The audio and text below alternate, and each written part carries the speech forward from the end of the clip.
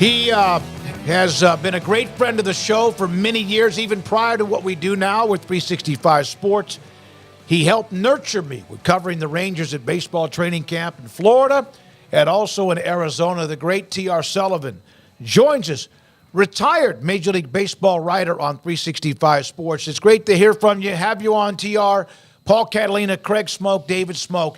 Adrián Beltré, 99+%. Your thoughts about what his impact was, and the no-brainer, obviously, he's a part of baseball's Hall of Fame. Hi, David. Nice to see you. Nice to be with the gang again. You too. Look, he's one of the best third basemen in baseball history. I mean, but if you look at it, David, and you and I were both around talking about it in 2011, he was not a Hall of Famer.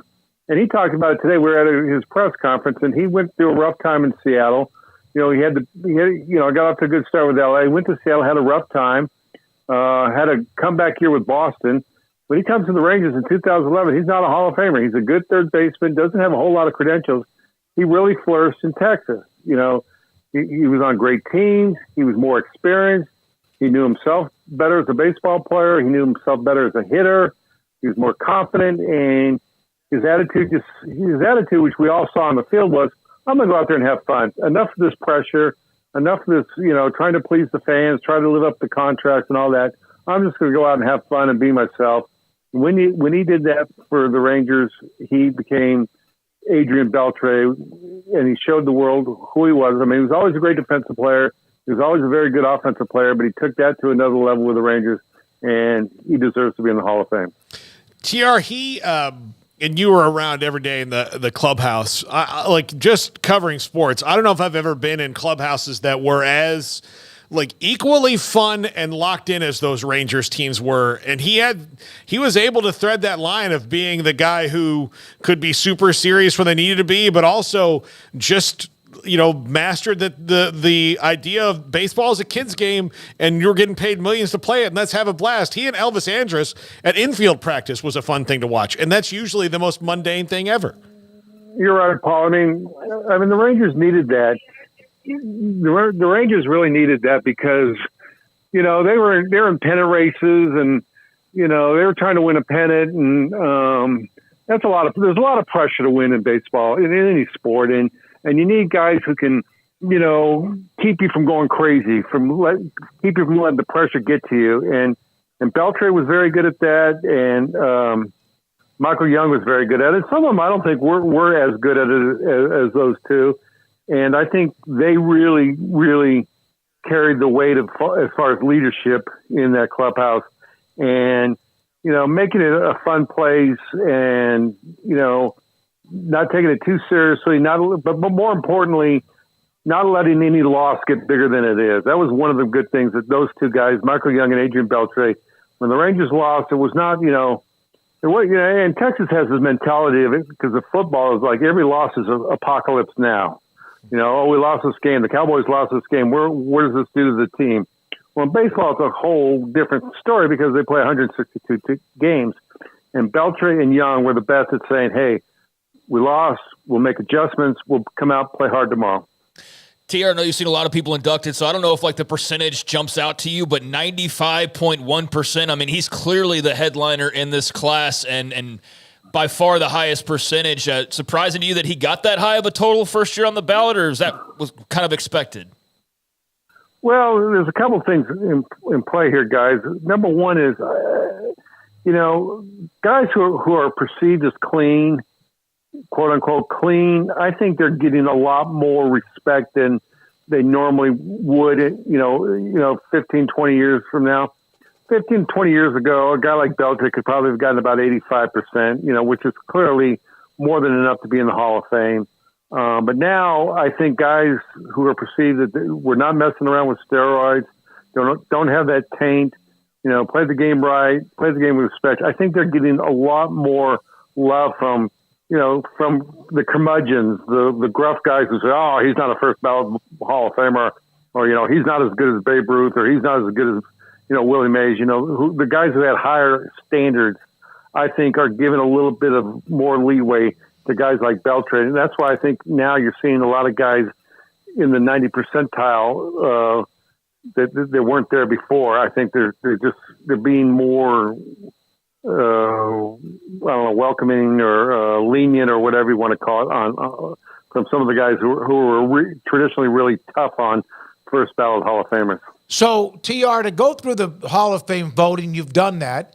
The Heisman Trophy voting, you name 3 players. It's not 5, it's not 9, it's not 12, it's 3. With the Baseball Hall of Fame, how is that process for someone like yourself who's voting? Well, there's a committee that comes up with a 25, 26, somewhere around that 25, 26 candidates, okay? And the ballot gets sent out in November, and writers like me who have 10 years experience, you have to have a minimum of 10 years experience, we can vote for up to 10 players. Okay. And usually, I don't know. Usually it's been about 450 to 500 voters a year. I'm not sure what the exact number was this year. And you got to get 75% of the vote. So, whatever that comes out to, 300, if 500 people vote, I guess that's like 375, I guess. 375 people have to vote for you. So, again, I think Beltré, it was like 469 and he got 458, something like that. I can't remember, but he got I think it was all about like 11 votes or something like that. I think Nolan Ryan didn't get 5 or 6 votes, and that was a big thing. And then one person didn't vote for Derek Jeter, but I remember back in the 70s, or I guess it'd been the 70s, Willie Mays, 5 people didn't vote for Willie Mays. Well, this, of course, before the internet and all that, so nobody really revealed their vote. But I remember the Sporting News, which back then was a much bigger deal than it is now. I don't even know if it still exists, but the Sporting News ran a big editorial offering all the space they wanted to any of the 5 voters who wanted to come forward and explain why they didn't vote for Willie Mays. Mm-hmm. So, of course, maybe the greatest player ever lived. So anyway, it's basically, to me, though, here's the thing about this, guys. If you get 75% of the vote, you've done great. Okay, that's a pretty high standard for this, and the writers are pretty tough. I know you can also get in on the Veterans Committee, which is a whole different ball game, but the writers are very tough. We have high standards, and a lot of good players like Ron Santo didn't get in. Dale Murphy getting in. Everybody has their favorite player who didn't get in, but we have high standards. And if you get 75% of the vote, I don't care if you get it in your 15th year like Jim Rice or Rich Gossage, or you get it in your first year like Adrián Beltré and Derek Jeter. When you're in the Hall of Fame, you're in the Hall of Fame. You're in, okay? The Hall of Fame doesn't have like a gold, silver, and platinum level like that. You're either in or you're out. If you're in, if the writers vote you in my view, you deserve it. But what are your thoughts then if you were a Hall of Famer 8 years into your voting ability, your I guess, eligibility? Why were you not a Hall of Fame in the first year? Was it because of others that were on the ballot at that time? Yeah, that's a lot to it. And I've been voting 26 years, I think. And I'm going to be honest with you, I changed my mind on some players from year to year. Mm-hmm. I was not a Burt Blyleven fan for a long time. Blyleven started out like at 15, 16%. And he finally got in year 14 at 75%, barely got in. But a lot of it in the past has been sabermetrics has really taken over, and a lot of players have gotten a fresh view from voters through the advanced statistics. A lot of times players look at a guy differently. A lot of times, one day, literally, I've had years where I said, "No, this guy's not a Hall of Famer. He's not a Hall of Famer." Then the next year, I look at him and said, "No, I think he is." I changed my mind, and I don't apologize for it. But that's what happens when they're on the fence. A guy like Andrew Jones is people go back and forth with him. Gary Sheffield, and then some players just annoy the heck out of you, like Curt Schilling. Curt Schilling would be in the Hall of Fame if he just shut his mouth. Curt Schilling would now be in the Hall of Fame, which is a dream of him. But he just can't shut his mouth. He has to be the political expert of our lifetime. And, if that's what he wants to do, that's fine. But that's why he's not in the Hall of Fame. TR, you mentioned Gary Sheffield, and he now goes to the Veterans Committee and however long that takes.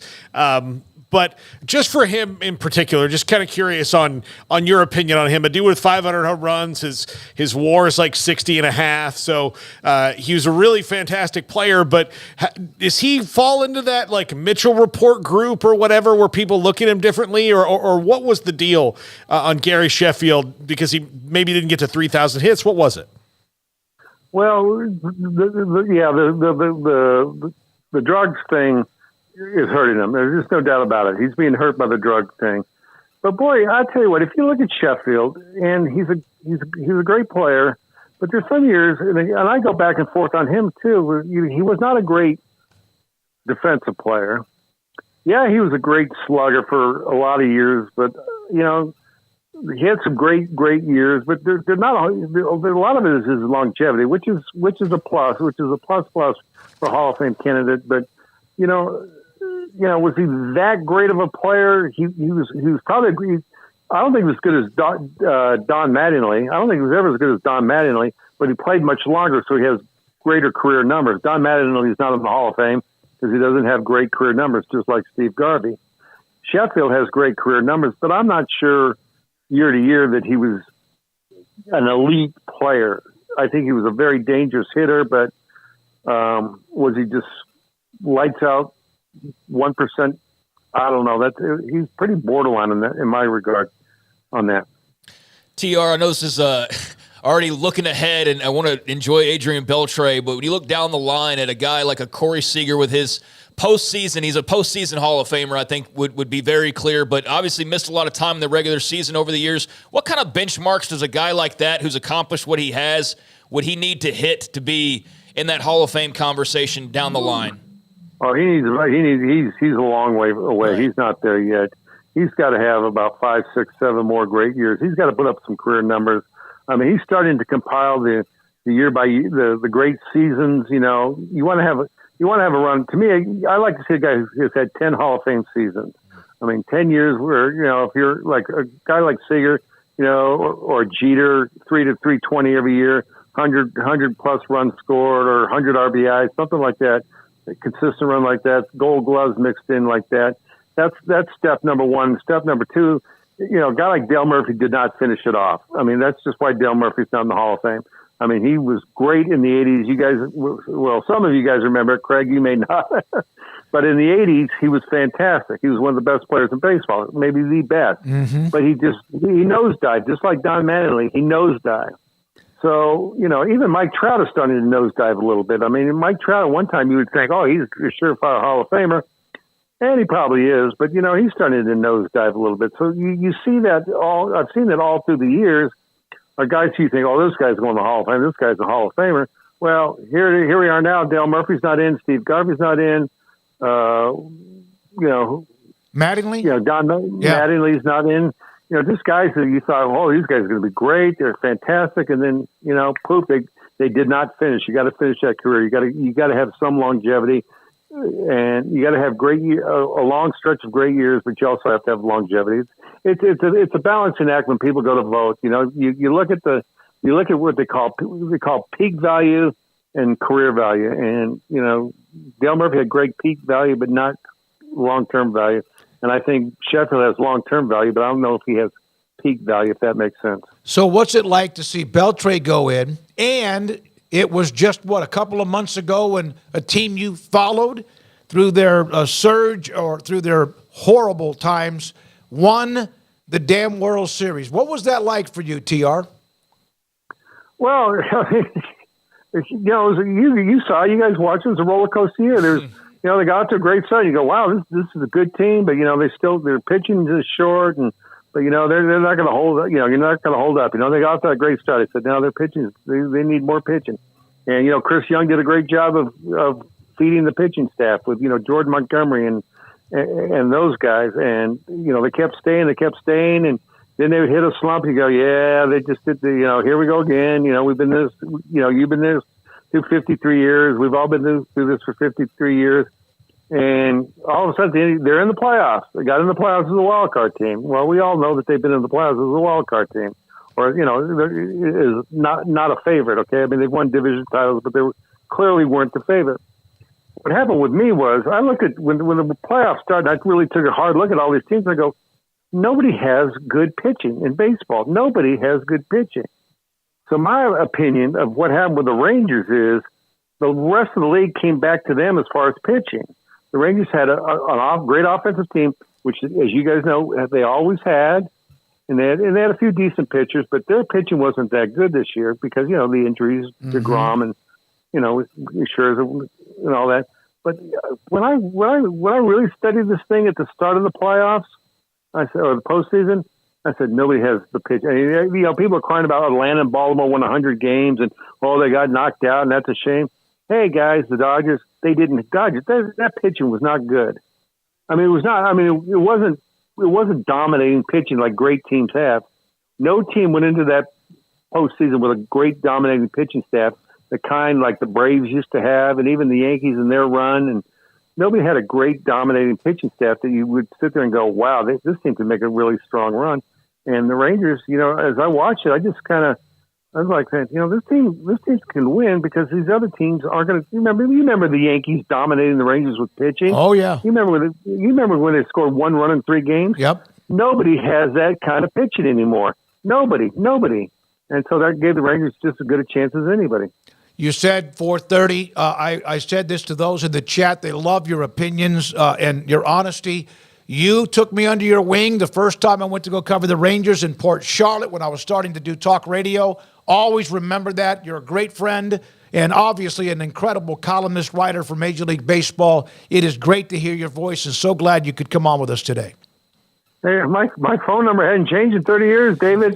You could still dial this number. I still answer it. Hey, you should not tell me that. I will absolutely abuse the power.